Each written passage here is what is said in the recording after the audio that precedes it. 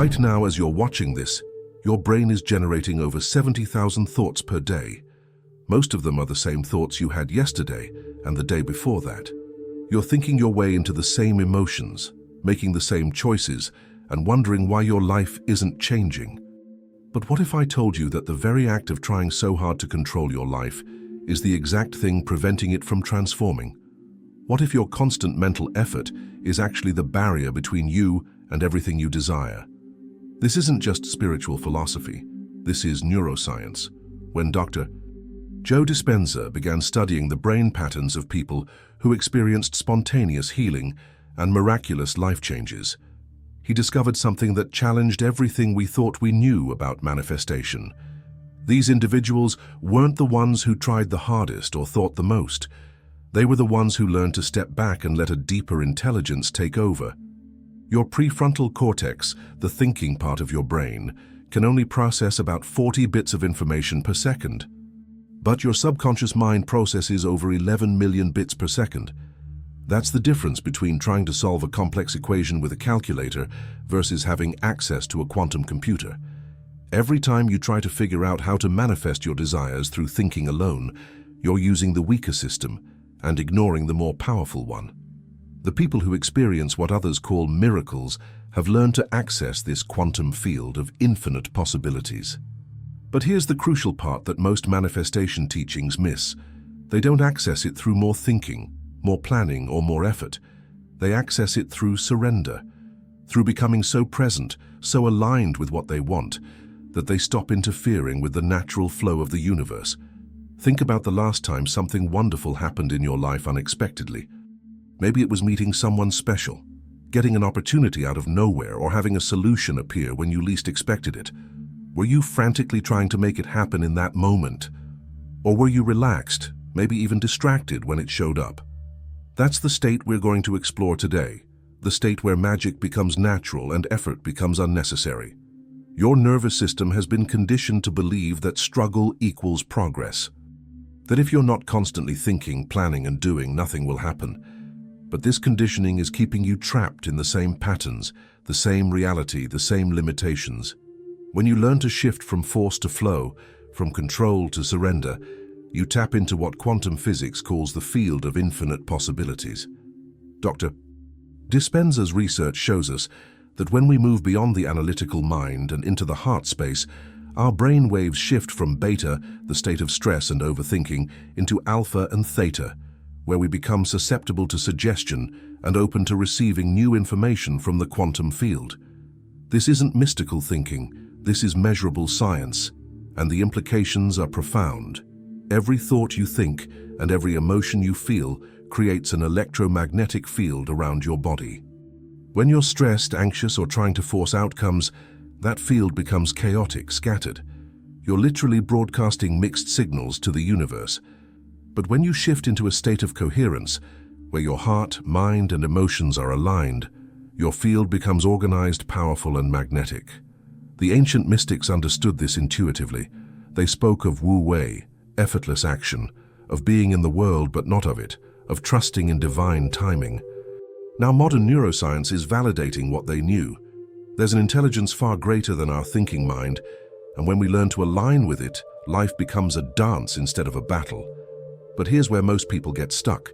They hear about letting go and think it means becoming passive, doing nothing, waiting for life to happen to them.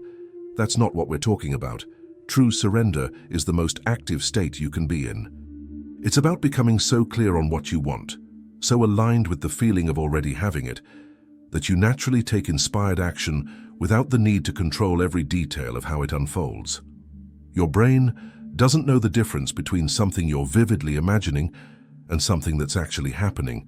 This is why visualization works, but only when it's done from the right state. When you visualize from stress, from lack, from desperation, you're reinforcing the very patterns you want to change. But when you visualize from a state of already having, of gratitude, of joy, you're literally rewiring your brain to match that new reality. The people who seem to effortlessly manifest their desires have learned to live in the end result. They don't just think about what they want, they embody it. They walk differently, speak differently, make decisions from the version of themselves who already has what they desire. This isn't pretending or faking it. This is quantum mechanics. You're collapsing the wave function of possibility into a specific reality through the power of your focused consciousness. But consciousness isn't just thinking. In fact, consciousness is what remains when thinking stops. It's the aware presence that observes your thoughts, emotions, and experiences. When you learn to rest in this awareness, to be present with what is while simultaneously holding the vision of what you're creating, you enter what Dr. Dispenza calls the sweet spot of manifestation. Your energy field is constantly communicating with the quantum field that surrounds you. Every emotion you feel is literally information that you're broadcasting. When you feel grateful, you're sending a signal of abundance. When you feel love, you're attracting more experiences of love. When you feel peace, you're inviting more peace into your life. This isn't just positive thinking, this is physics. The challenge is that most of us have been running the same emotional programs for years, sometimes decades. We wake up, and before we even get out of bed, we're already thinking the same thoughts, feeling the same feelings, and preparing to live the same day as yesterday. We're literally addicted to our problems, to our limitations, to our struggles because they've become familiar. Breaking free from these patterns requires more than just understanding them intellectually. It requires a fundamental shift in your state of being. You have to become someone new, think new thoughts, feel new emotions. You have to practice being the person you want to become until it becomes more natural than being the person you've always been. This is where the power of meditation comes in, but not the kind of meditation most people think of. We're talking about becoming so present, so heart-centered, that you transcend the analytical mind and connect with the deeper intelligence that governs all of life. In this state, you don't just receive insights, you become the insight. You don't just have good ideas, you become the embodiment of the solution. When you truly understand that you are both the observer and the creator of your reality, everything changes. You stop being a victim of circumstances and start being the conscious architect of your life. You realize that every challenge you faced has been preparing you for this moment, the moment when you stop trying to control life and start co-creating with it. The universe isn't something separate from you that you need to petition or convince. You are the universe expressing itself as a unique individual. When you align with this truth, when you stop seeing yourself as separate from the creative force that brought you into existence, miracles become natural. Not because you're forcing them to happen, but because you're finally allowing them to flow through you. Your heart generates an electromagnetic field that's 60 times greater in amplitude than the field generated by your brain. When you drop from your head into your heart, when you feel genuine gratitude for what's already in your life and excitement for what's coming, you create a coherent signal that the quantum field responds to instantly. But here's the key that most people miss. The universe doesn't respond to your words or even your thoughts. It responds to your state of being. You can say affirmations all day long, but if you're feeling unworthy, anxious, or desperate underneath, that's the signal you're broadcasting. The universe isn't listening to what you're saying, it's feeling what you're feeling. This is why trying harder often pushes your desires further away. When you're in a state of trying, you're in a state of not having. When you're forcing, you're coming from fear. When you're desperate, you're affirming lack. The very energy of effort when it comes from fear creates resistance to what you want. But when you shift into a state of knowing, of trust, of already having what you desire on an energetic level, everything in your external world begins to reorganize itself to match that internal reality. This isn't magic. This is how consciousness works. This is how the universe operates. This is the science of deliberate creation.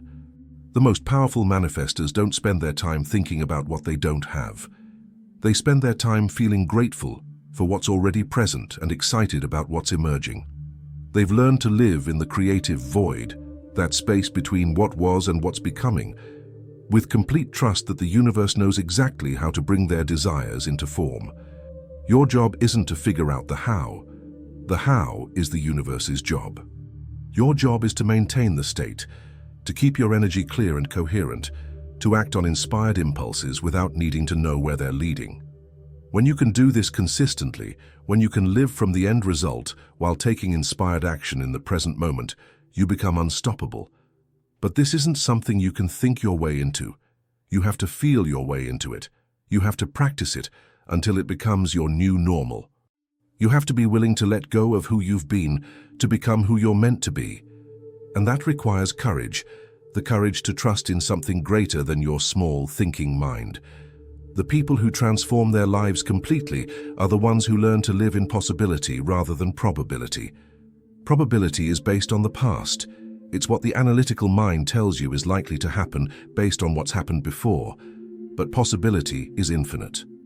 It's the realm where miracles happen, where the impossible becomes inevitable, where life surprises you in the most beautiful ways. When you step into possibility, you stop needing evidence before you believe. You start believing so completely that evidence has no choice but to show up. You become the cause of your experience rather than the effect of your circumstances. You realize that you're not at the mercy of life. You are life expressing itself as you. The quantum field is pure potential, pure possibility, waiting for consciousness to observe it into existence. When you observe from fear, you collapse possibilities that match fear. When you observe from love, from gratitude, from excitement, you collapse possibilities that match those elevated emotions. You're not just attracting your reality, you're literally creating it with the power of your focused attention. This is why presence is so important. When you're present, you're not lost in thoughts about the past or worries about the future. You're here now in this moment where all possibilities exist simultaneously. And from this present moment, you can consciously choose which possibility you want to experience. But choosing isn't just a mental decision, it's a full-body emotional commitment. It's saying yes with every cell of your being. It's aligning your thoughts, emotions, and actions with the reality you want to create. It's becoming unavailable for anything less than what you truly desire. The moment you make this commitment, the moment you truly surrender to the process while maintaining the vision, everything begins to shift. Not just in your external circumstances, but in your internal experience. You feel different. You walk differently. You see opportunities that were always there, but were invisible before. And then something magical happens. The things you've been trying so hard to make happen start happening effortlessly. The people you need to meet show up. The opportunities align. The resources appear. Not because you forced them into existence, but because you finally got out of the way and allowed them to flow into your life. This is what it means to let go and let flow. This is what it means to let the universe think for you. You're not abdicating responsibility. You're partnering with the intelligence that's infinitely wiser than your thinking mind. You're not giving up control. You're accessing a level of control that transcends the need to micromanage every detail. And from this space, from this state of aligned surrender, you discover something profound. You were never separate from what you desired.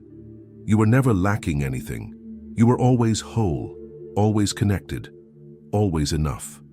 You were just caught up in the illusion of separation, the belief that you had to earn or deserve what was already yours by divine right.